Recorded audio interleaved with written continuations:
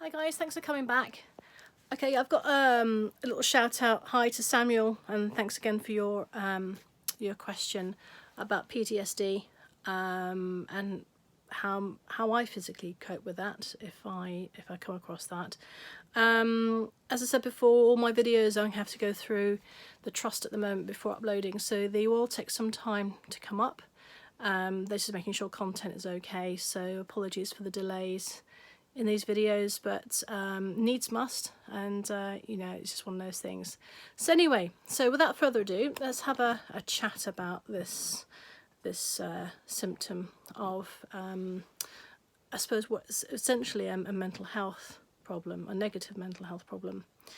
So post-traumatic stress syndrome is a very real thing. It happens in all walks of life. As Samuel said, he's I think he'll ex-military, I think you said. So anyone in the military, I'm with strong guessing that you'll have a lot of that anyway, coming through into your normal everyday life, and it can be quite debilitating. More so, or maybe the same as the other sources of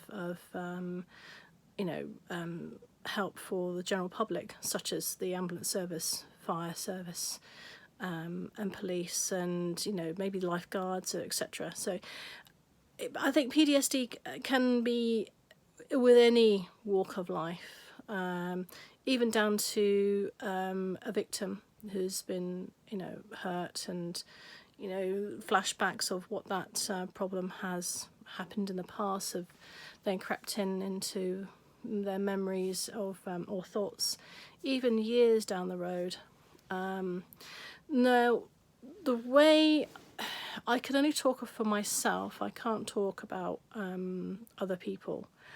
When I've come across a particularly difficult patient where we've had to work on them, even if they've been on a CPI, even if they're DOA without realising it, or even seeing a DOA, dead on arrival, seeing a patient in such an unnatural way, it can cause you to have a sort of a step back and go, oh, that's not nice, and okay, well, I'll have to deal with this and then go on to the next one. But the memories of that job can creep into further jobs. It can creep into memories and thoughts later on in the week, the months, even years ahead, as I said before. How I've coped with patients I've dealt with, which have been, for me personally, difficult to adjust to, of their condition, has been first and foremost talk. Always talk. As soon as the situation has been resolved, or you've placed that patient into another person's care, in whatever circumstance, it's always good to talk with your crewmate. Talk with your crew members in your staff room. Just talk about how you're feeling, how things could have got better, what you did right, things that could have improved on, but talk it out. It's not good to keep in feelings, especially if they're negative, and they can basically eat you up inside yourself. And you need to be able to adjust and to what's the word I'm thinking? It's almost like a bereavement. It's acceptance, I think, and having to deal with the emotions and make sure that that's been dealt with before moving on. Not just never ignore them. I think if you ignore the worry, ignore your the panic, ignore the distress of what you're seeing and how it's been done, or that's going to have a negative impact. And that's where I believe that PTSD can come from. Again, I'm not a I'm not a psychologist. I'm not any way, shape of mind an expert in any of these things. This is just my own personal thoughts on it. But when I've come across, I said, when I've come across people who have made me think, go, oh, that's a bit risky, and it has played in my mind, and known that they've died afterwards, and it does play in my mind, and I'm not a robot, I'm a human being, so it's bound to. I talked it out. I've talked it out with people beforehand. I've gone home and I've talked it out with my husband. It's very easy to say, yeah, leave everything at work and leave everything at home. But when there's a situation which has an impact on you personally, because maybe you've had a memory from before, an experience very similar before, in personal experience, it's very hard not to think about it. So my thing is, I go home and I talk it out to my husband. I also don't say patients' names or anything like that. I just say the situation, how I felt, and I've cried. I've had a really, stomach bubbling, childlike cry just to get it all out, all the emotions out. I've held patients' hands as they were dying on their own beds, which were very similar to what happened with my own personal life, and watching that patient dying and knowing there's nothing I can do about it, because death is part of life, and you can't save everybody, and at the end of the day there is going to be a time when someone has to die. But when that situation is so close to your own heart, because it's very close to what's happened to you in your own private life, it's very, very hard to ignore. So that particular patient, I had to go home, had a really good cry, didn't sleep very well that night, talked to my colleagues as well, and then I kind of accepted it. I accepted what happened, and I dealt with it. I dealt with the emotions, I dealt with my feelings, I put it all on, on the table, as were. If you come face to face with your worries, your fears, your feelings, and then deal with it, and then you can move on. That's the word I'm thinking of. You have to be able to move on afterwards. But in order to move on from difficult situations, you need to deal with it. You need to not ignore the feelings you have, not ignore what's happened. You need to learn from them, and then deal with that, and then process it.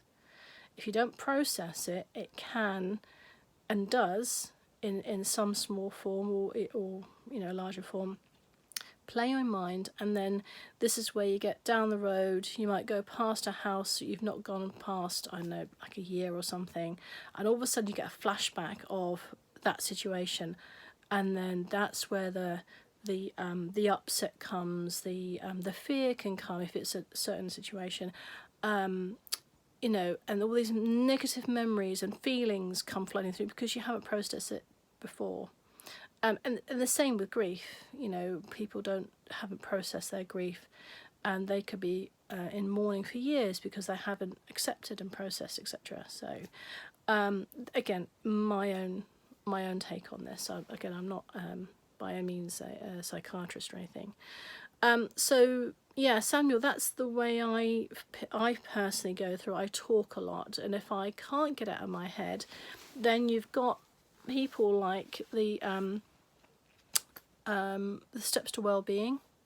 They're a really good people to talk to, and they're just people to talk to, and they will help you sort of process stuff as well.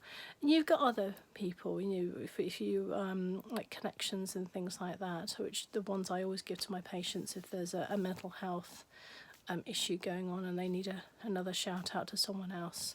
But yeah, just try to process it, learn from it, and then try and move on if you can. If you can't move on, there's obviously something else that needs to be done with that memory, with that situation. And yeah, the next day you could be home and you have to go shopping and go past the shop that you've worked on someone in a very delicate situation, and you will look at that place and go, oh my gosh, that's where it was, and you will get that, because I think it's a natural thing. You can't look at a place and go, nothing's going through my mind. The memory's there, you can't ignore the memory, just have to deal with it. But that shouldn't stop majority of people doing this job. I am lucky, I'm going to jig myself now. I've been lucky that I haven't had what I would say the ultimate worst case scenario when it comes to a young pediatric child. Can't think. I've come out of COVID. I'm sorry. I'm still got COVID brain. And I know there's paras out there who've been doing this job 15, 20 years, and they've come across their first one or second one, and it hasn't ended well for the child, and they've been off 2 months or so because they need to process it and deal with their emotions. And sometimes that will always be with them, especially if it's a traumatic problem, traumatic job. And I don't believe that will ever go, because it's a memory. I suppose you could suppress it, but then have you dealt with it? Would it come back as PTSD? Don't know. But there are going to be jobs out there where it's going to turn your world upside down. There are not many, but there will be. So going into a job like this and thinking, oh, it's all going to be,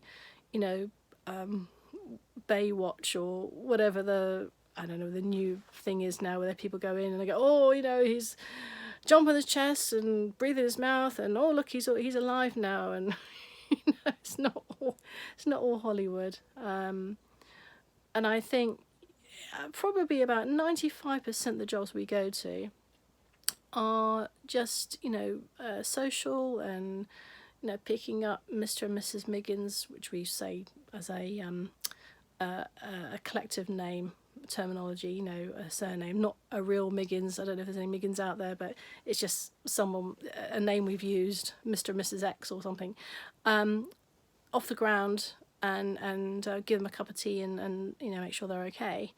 A lot of it's all social stuff, but I reckon probably about the 5% or whatever it is of the proper jobs we do out there can and will have an effect on your mentality, your mental health, and you just need to find a way of processing that and accepting that and be able to move on from that. And then in your own life, try to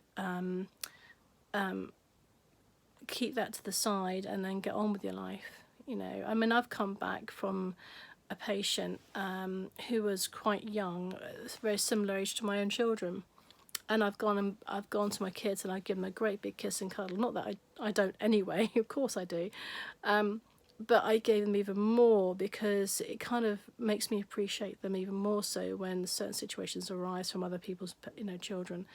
And you've only got one life. The patients have only got one life. We need to experience and work with others and help as much as we can with this life, and we've got to love life as much as we possibly can do, because there's no second chances. Once we're done with it, we're done with it. And there's been a lot of elderly people who have said to me, oh, don't you ever get old? I'm thinking, oh, thank you. But I can imagine that would be me when I'm 80 or 90, saying to the next person, oh, don't you ever get old. Yeah, it's a cracking job though. You do have ups and downs of any job. It's not all sort of fairies and daffodils and things like that. It is a job. It's a very demanding, respectful, and important job that you can do. And if you can do it and do it well, you know, you're going to feel so much happiness for yourself that you're doing a good job. And if you're not doing a good job, then there's people out there to help you get better. But yeah. Right, I'm hoping that's kind of answered your question there, Samuel. But if it hasn't, then obviously, yeah, give me a shout back. Zoya, I've answered your question as well about ECA or paramedic. Do you go for an ECA to a student paramedic, or do you go to a university as a paramedic? Again, have a look at my reply to you. At the end of the day, it's up to you, darling. You know, it's up to you. They're equally good, and they have their positivenesses as well, on both sides. I can only say what I've experienced myself personally, but as I said in your text to you, you know, I know a lot of paramedics who come straight from uni, and they're awesome paramedics. Okay, right, stay safe everyone. Hopefully you don't catch this COVID. If you do, keep yourself distanced and, you know, give yourself your 10 days as usual.